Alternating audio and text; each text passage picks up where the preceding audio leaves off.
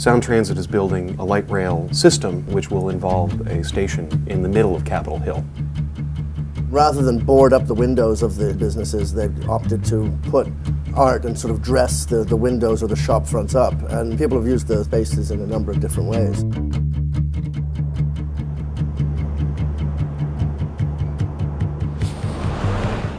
About a year ago, when Sound Transit made it known that retail merchants would need to be out by June, but they wouldn't begin demolition until 6 months later, the community really felt strongly that we didn't want these two blocks to be a dead zone.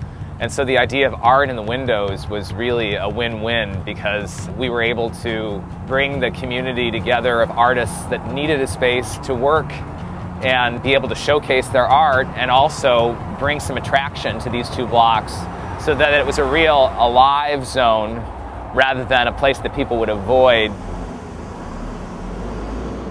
Doing an exhibition series like these installations on Broadway is a way of celebrating the character of the neighborhood and mitigating the effects of boarding up a bunch of buildings before you tear them down.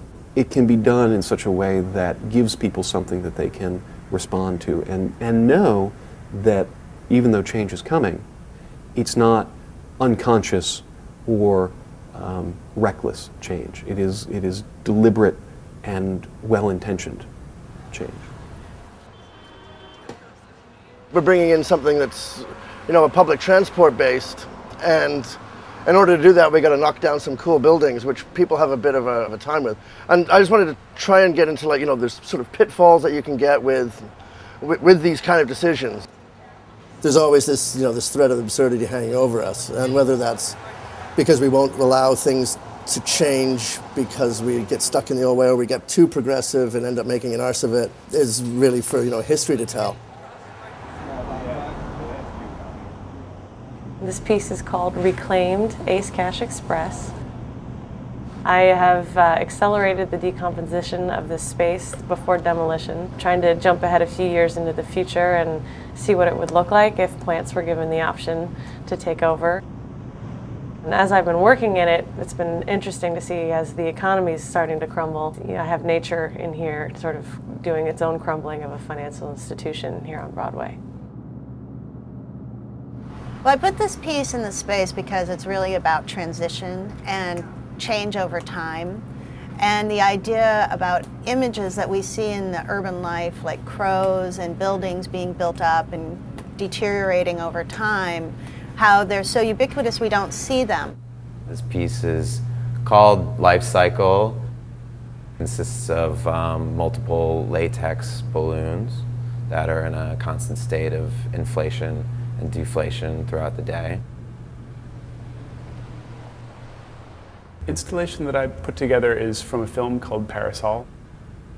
I specifically asked for this space for a couple of reasons, but one of which was that it had all the windows, and at night there aren't any streetlights around here, and so I wanted to just kind of make a beacon that was all of the parasols I could put into all the old industrial windows here and have them all kind of glowing out over the park at night. But also, it's a space that I'm really going to miss. The space for Vivace Coffee, when they moved, kind of was heartbreaking, because I've spent years coming here on the weekends and sitting and reading the paper in the window, and it's just one of my favorite spots in the city. We work together on the piece. It's called Link Light Loop. It's a collection of travel videos from trains and planes and bicycles, basically to reflect on the changes that are happening on Capitol Hill and throughout the city with the link coming in.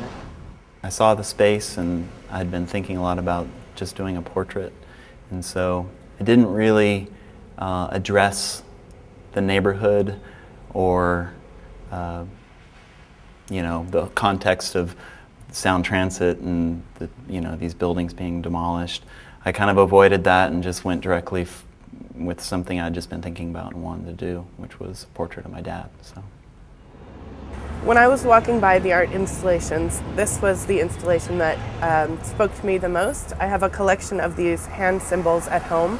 They're very prevalent in Middle Eastern cultures. They represent the hand of God, and they are sort of a protective amulet, if you will. And so these all have stories from the Mideast peace camp.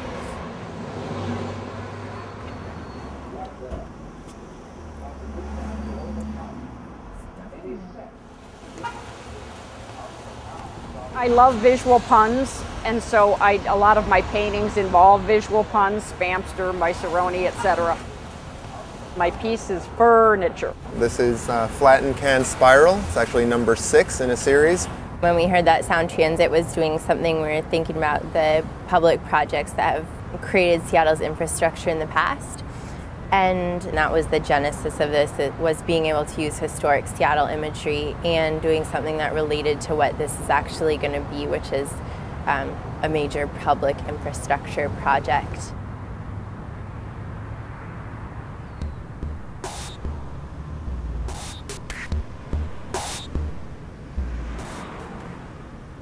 I wanted the neon signs to fit seamlessly into an environment so that they looked like it was natural, like the signs had been left behind when the restaurant was moved out. And the reason I wanted this was to create an element of surprise.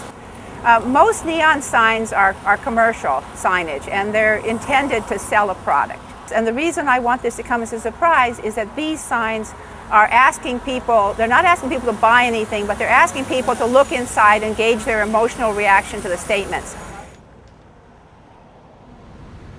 And so in the same way, you have to let yourself wake up. Become liberated. The audio component of this piece is a series of lectures or fragments of lectures by Alan Watts, who is a foremost scholar and lecturer on Buddhism and on the East-West connection. This piece was made for this space because this is the old India import storefront. And for me, since my piece is in a way about Buddhism, which came from India and has landed on American shores, this piece is connected to this space. The name of the piece is Welcome. No association with Welcome Nails. That was completely coincidental. Our title is Transpulse. It related to the Sound Transit. This is red fallen leaves. As the leaves fall, it will be red all around the base here of the parking lot. The straight line, as Nietzsche said, is the mark of the devil. This is me taking back some of the visual environment, bringing some temporary beauty to Capitol Hill. My name is Barbara Luecke, and I manage the art program for Sound Transit.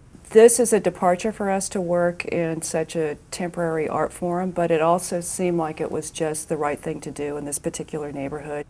My name is Christian French, and I've been functioning on this project as part curator and part sort of project coordinator. I find it very invigorating to work in a collaborative fashion where we can really kind of shake things up in the public realm and make people think and feel, and then perhaps make something beautiful in the meantime. There's a magical quality to walking down Broadway and looking into a sort of a familiar storefront space and seeing an installation that comes out of left field. Art is a conversation that we have with each other that takes place in tangible form.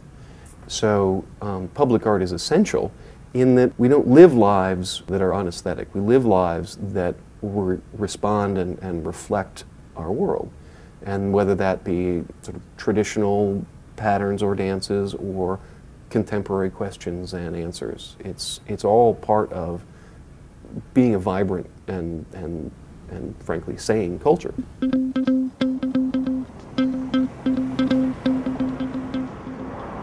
Capitol Hill is a place where we appreciate the value of art. We like to support artists. It's become more challenging as the neighborhood has become more attractive and gentrified to keep artists here, so we think this is a great opportunity to showcase some of the artists that we have and support their work. From the first day I started here, I started running into people that were thanking me for doing this, and I haven't heard any negative response at all. Most people are just really curious, like constantly, when I was working in here, they're constantly looking in the window and just like peering in, what's going on. And it's like that Tom Waits song, What's He Building in there? The people who respond really like, I don't know if you can see the helmet, the disco ball helmet of the plane.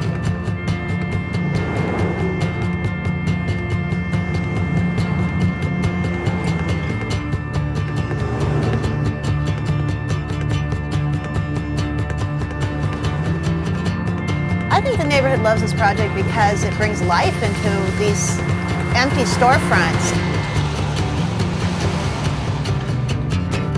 We were just walking by at night, you'd hear people on the street talking about all of these, which was really cool. That it was like this dead block had come alive.